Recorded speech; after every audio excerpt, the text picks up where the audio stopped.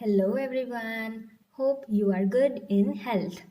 Question number 5 of exercise 8.2. In a parallelogram ABCD, E is the midpoint of AB, F is the midpoint of CD.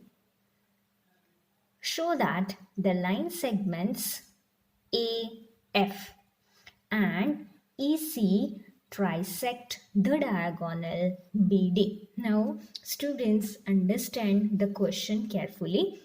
ABCD is a parallelogram where E is the midpoint of AB, F is the midpoint of CD. Now, we have a diagonal BD. Then AF line segment. Okay, now how is this drawn? From A and F is the midpoint, that way. Here E is the midpoint and C is the vertex of parallelogram ABCD. That way it has joined. Now these AF and EC, these two line segments trisect this BD. Now till now we have learnt about bisect. The word bisect means which makes two equal parts. Bi means two equal parts. Here the word used is trisect. Tri means three. So here we need to prove that this diagonal has three equal parts. And which line segments are making that? AF and EC trisect this, which means it makes three equal parts of what? Diagonal BD. Now clearly on diagonal BD we can see three parts. This is 1, 2 and 3. So this we have to prove that diagonal BD has three equal parts. Now if we prove DP is equal to PQ is equal to QB, then we will prove that it trisects. So let us start proving. We all know the property of parallelograms. The opposite sides of a parallelogram are parallel and equal.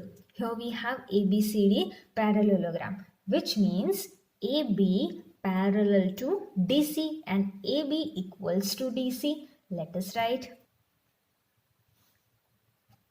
AB parallel to DC and AB equals to DC. This we know, opposite sides of a parallelogram. Now, AB parallel to DC. We have midpoint F. Here we have midpoint E. Can we write FC is parallel to AE and FC equals to AE?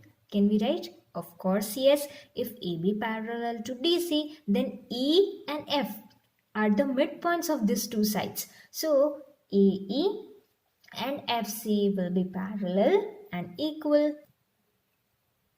So, here only we will mention AB parallel to DC. Therefore, AE parallel to FC. Okay, this will be our equation number 1.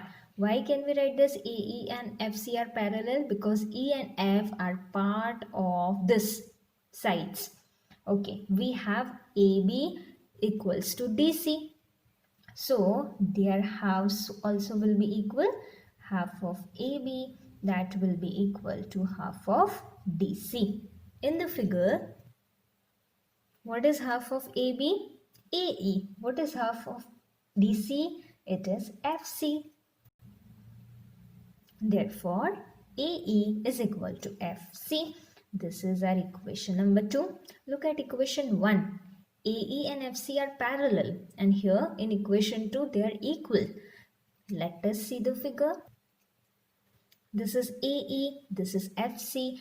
These two are parallel and equal. We can consider that they are opposite sides of AECF parallelogram.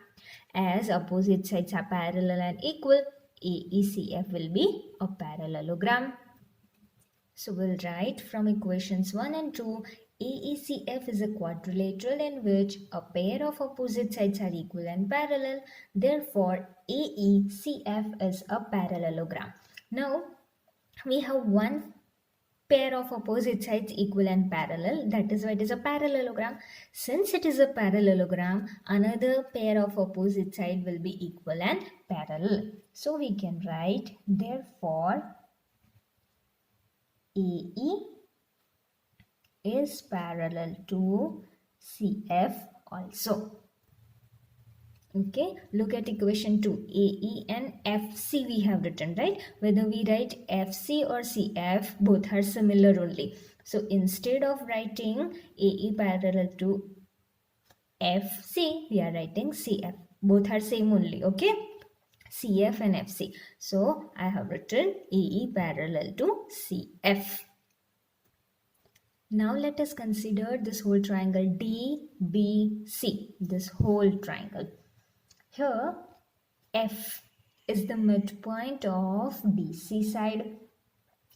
Therefore, here we'll make use of converse of midpoint theorem. Now look, we have already written that AF and CE, they are parallel to each other. Okay, so when we are considering this triangle DBC, whole we are not considering, when we are considering this triangle DBC, there AF, is it there in this triangle DBC? How much part is there? FP. For this, EC whole is there? No. How much part is there? It is CQ. So when we are considering this triangle, what we will write? FP parallel to CQ.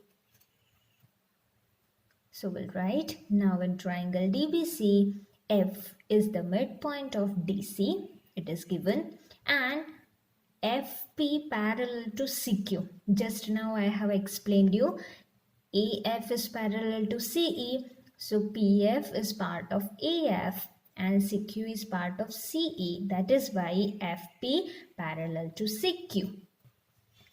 Now let us apply the converse of midpoint theorem. Okay, in triangle DBC, F is the midpoint. What is the statement?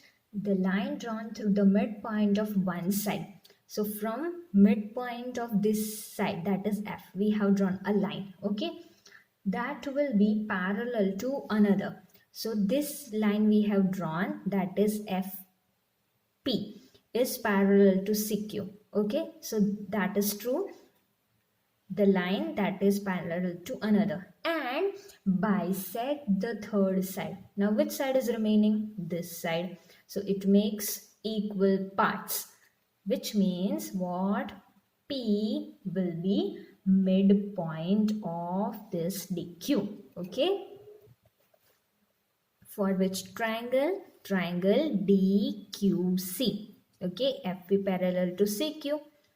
Okay. And this line.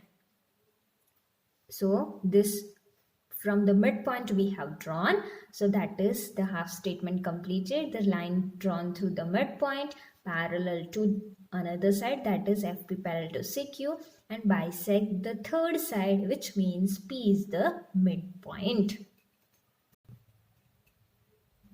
Here we'll make little change. Instead of DBC, we'll write DQC. Okay, please make changes.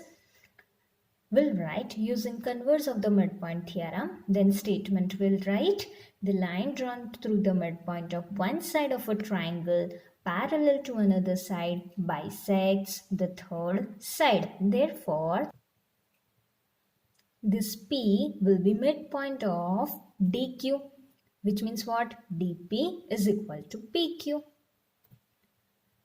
Therefore, P is the midpoint of DQ, which means dP is equal to PQ. This will write as equation number 3. Similarly,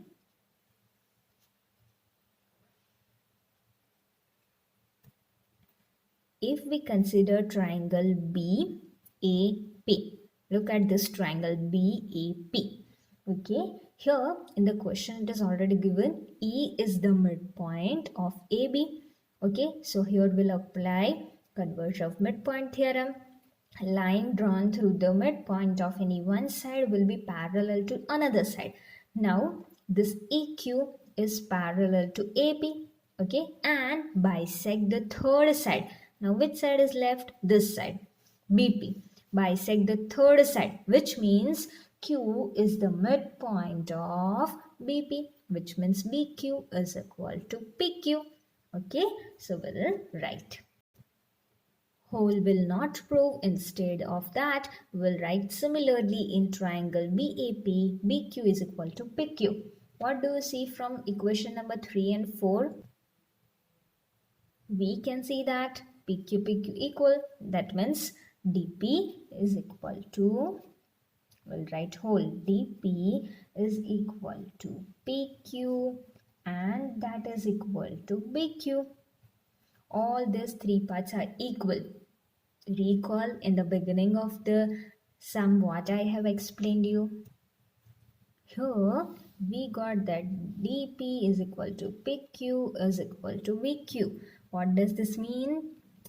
Three equal parts of diagonal BD, which we were asked to prove. So let us write. Therefore, the line segments AF and EC trisect the diagonal BD, which means it makes three equal parts. This is question number 5.